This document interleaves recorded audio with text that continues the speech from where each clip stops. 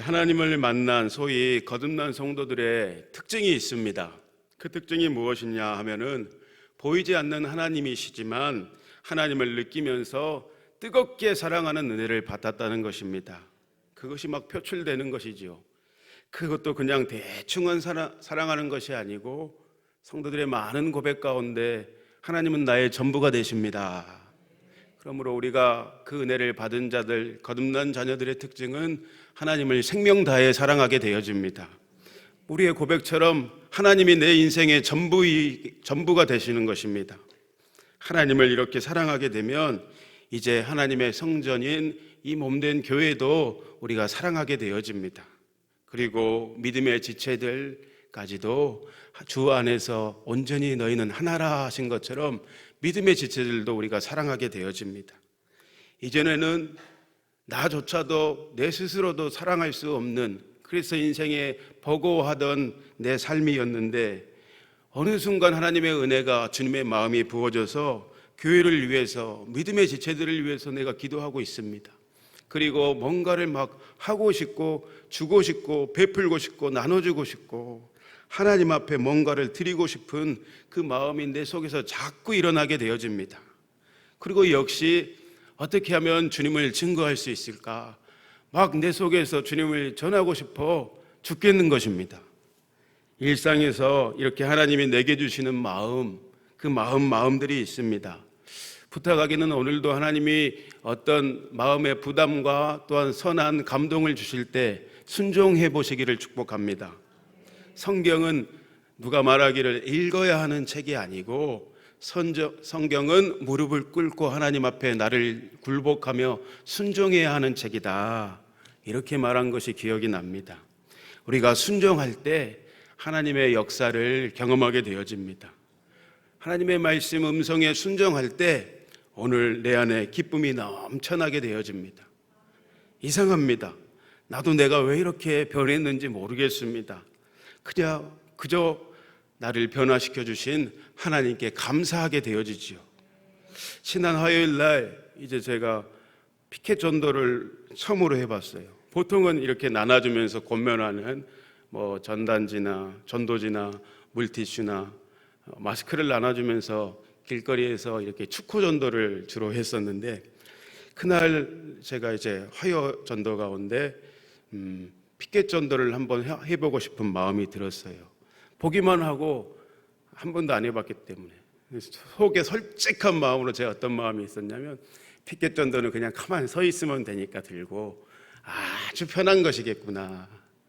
그분들한테는 말은 못하지만 속으로 이런 마음이 있었어요. 저거는 그냥 아무것도 아니지, 이런 생각을 했었어요. 한 1시간 반 정도를 전도를 했어요.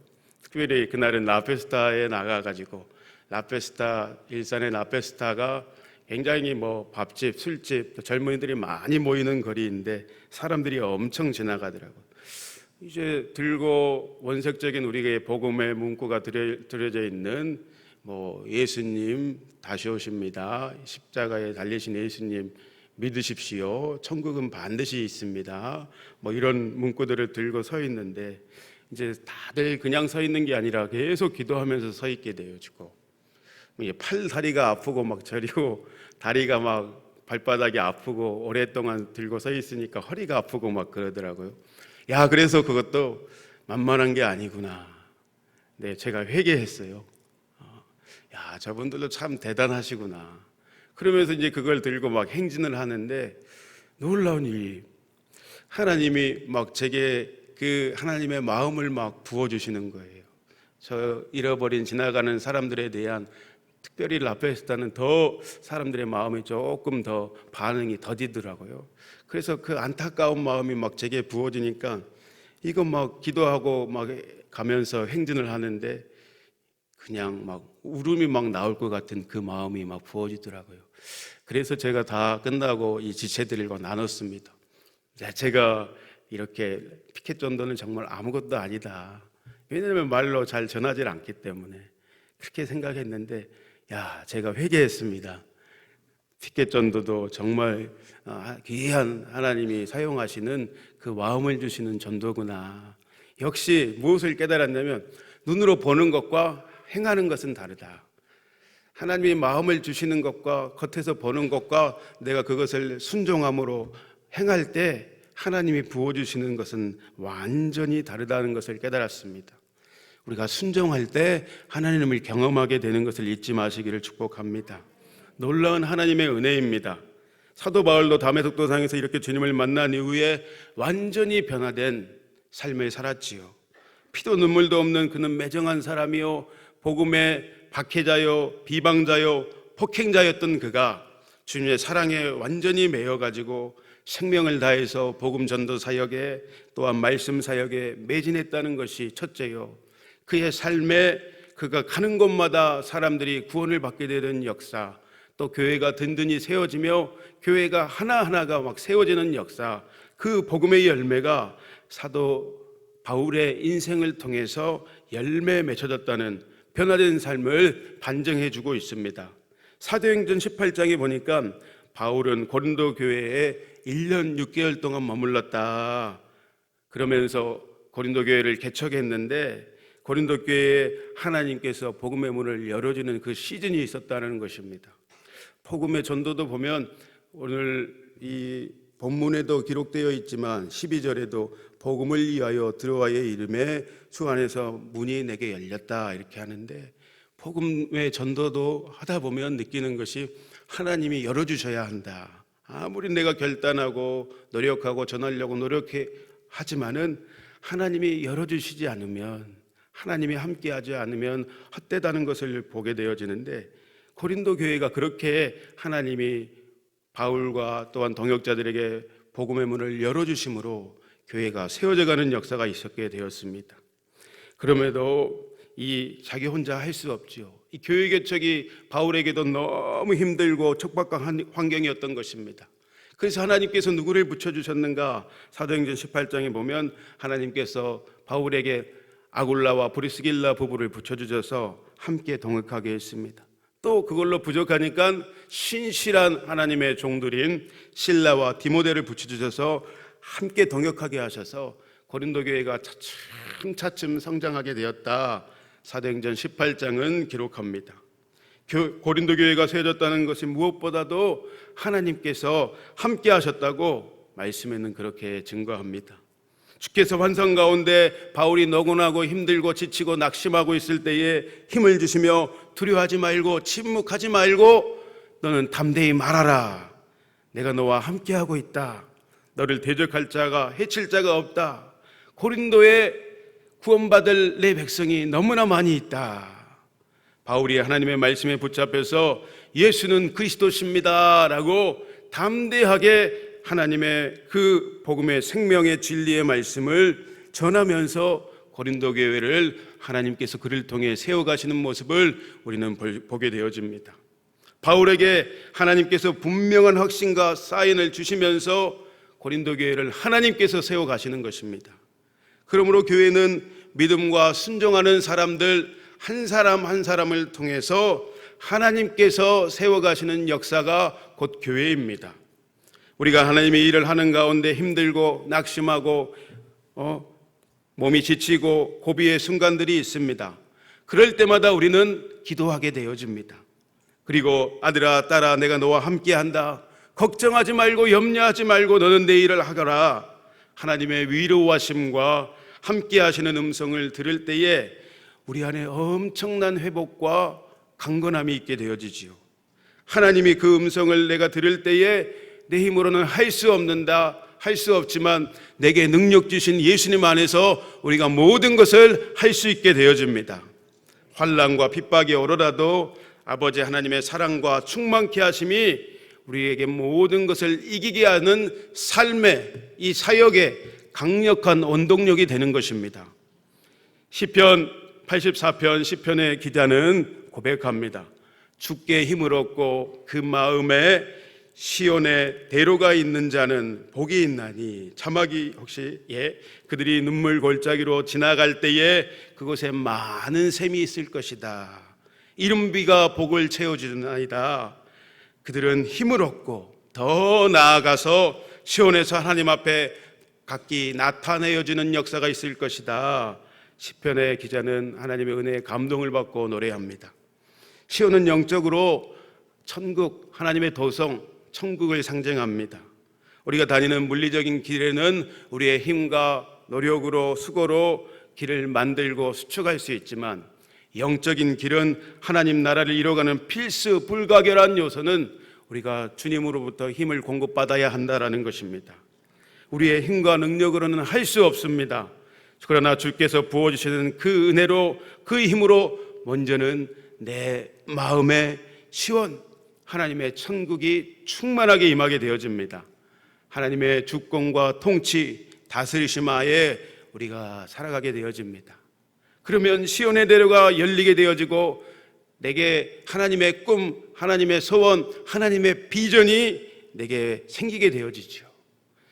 인생에 아무 생각도 없이 살아가는 인생에서 하나님의 소망이 막 내 소망이 되어지고, 하나님의 꿈이 내 소원이 되어지고, 하나님의 비전이 내 비전이 되어지는 역사가 오늘 저와 여러분을 통해 일어나는 것입니다.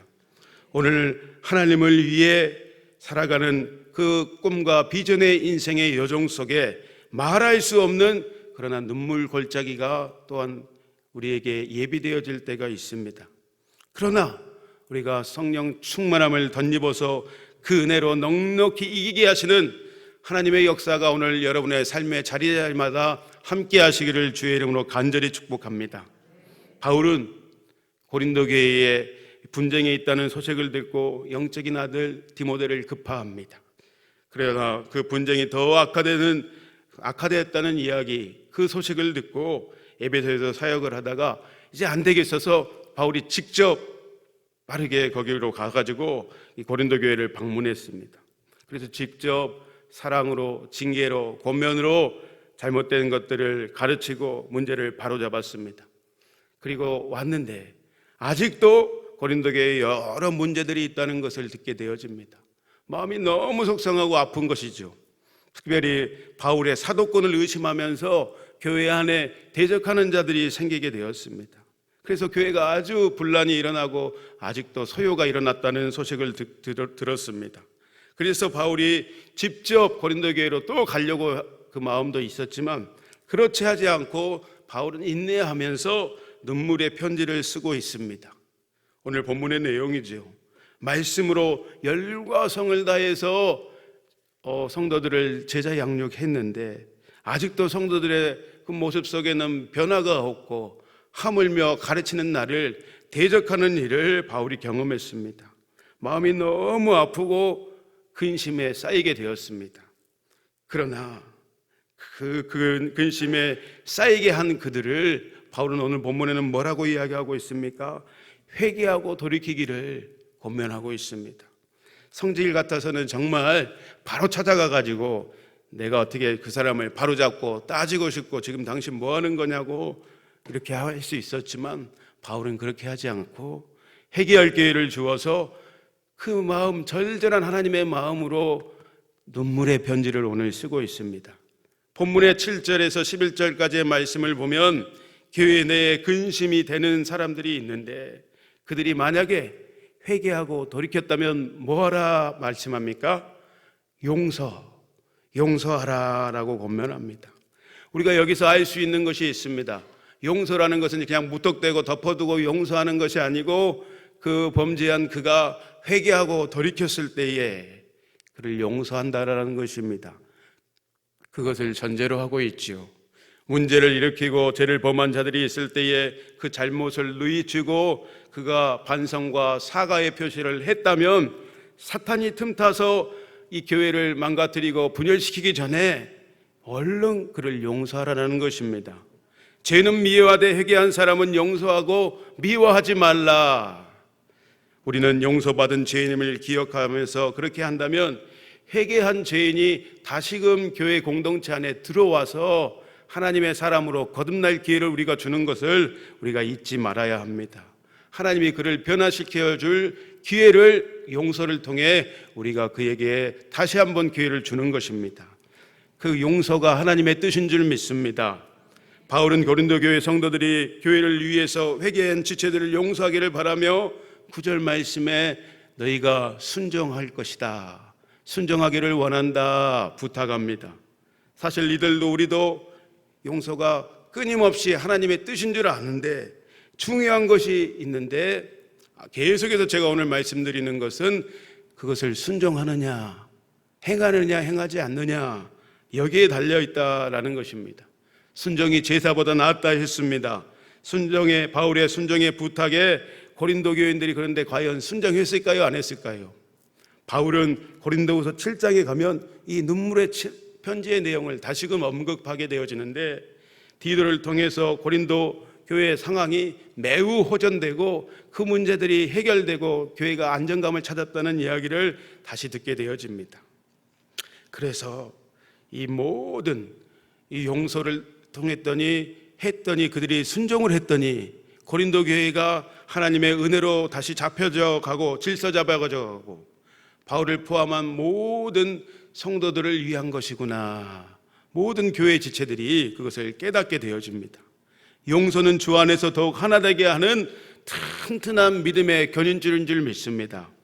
그러므로 오늘 본문을 통해서 용서는 나와 우리 교회 모든 식구들 공동체를 위한 것임을 다시금 기억하시기를 축복합니다. 본문에 이제 12절에서 17절까지의 말씀은 이런 내용이 있습니다. 눈물의 편지를 디도를 통해서 전달했고 드로아에서 디도를 통해서 고린도 교회의 그 상황과 수습되는 소식을 바울이 너무 기다리면서 듣고 싶었어요. 그런데 디도를 만나지 못해가지고 바울이 마음이 너무 상하고 불편했어요. 그래서 마게도냐로 갔는데 바울의 마음이 어느 정도 불편했냐면 원어의 뜻을 보면은 교회가 너무 걱정이 돼가지고 기도가 막힐 정도로, 바울과 같은 믿음의 대가가 기도가 막힐 정도면 얼마나 마음을 쓰고 애가 다 섞겠습니까? 평강을 잃어버릴 정도로 바울이 걱정했었습니다. 고린도 교회를 향한 바울의 마음이 그 정도였다라는 것입니다. 그러나 바울은 14절부터 이 걱정과 염려를 주님께 맡겨버리며 이렇게 고백하고 있습니다. 우리 14절 말씀 읽어보겠습니다. 시작. 항상 우리를 그리스도 안에서 이기게 하시고 우리로 말미암아 각 처에서 그리스도를 아는 냄새를 나타내시는 하나님께 감사하노라. 아멘. 교회를 향한 근심과 눈물에도 바울은 하나님이 어떤 분이신지를 고백하고 있습니다. 하나님이 어떤 분이신 줄 바울이 알았기에 하나님의 선하심을 선포하며 염려 대신에 감사로 돌파하고 있습니다. 힘들고 어려울 때 하나님이 누구신지 선포할 때 우리는 굉장한 영적인 돌파를 경험하게 되어집니다. 우리의 문제에 쌓이지 않고 염려와 근심에 그냥 주저앉아 있는 것이 아니라 그럼에도 불구하고 하나님은 이런 분이십니다. 하나님이 반드시 이렇게 하실 것입니다. 우리가 이루어지지 않는 일이지만 하나님이 누구신지 우리가 바로 알고 있기 때문에, 그 믿음을 우리에게 주셨기 때문에 하나님을 경배하며 하나님이 하실 일들을 기대하며 오늘 나아갈 때 하나님이 그 문제를 해결하시는 줄 믿습니다. 14절 전반부에 하나님께서 항상 어떤 상황에도 바울은 우리를 이기게 하십니다. 예수 안에서 우리에게 승리를 주십니다. 이렇게 고백합니다. 여기서 우리는 바울의 맡은 사도의 직분을 말하고 있는데, 주님을 전하는 사도로 부름을 받은 이후에 항상 바울의 인생에는 어렵고 힘든 역경이 수없이 많았지만 하나님께서 예수의 이름으로 승리를 주셨던 것입니다.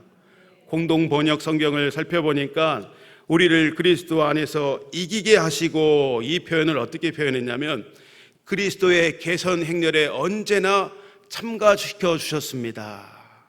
무슨 말인가? 사명의 길을 가는 동안에 내가 그 개선 행렬에 참여할 인재가 되지를 못하는데 나는 그렇게 그 놀라운 그리스도의 하나님의 나라의 행렬, 개선 행렬에 참가할 능력도 힘도 자격도 되지 않는 사람인데, 그 선하신 믿음의 행전, 성령의 행전, 사도의 행전, 그 하나님 나라의 행전에 나를 끼워주셨습니다.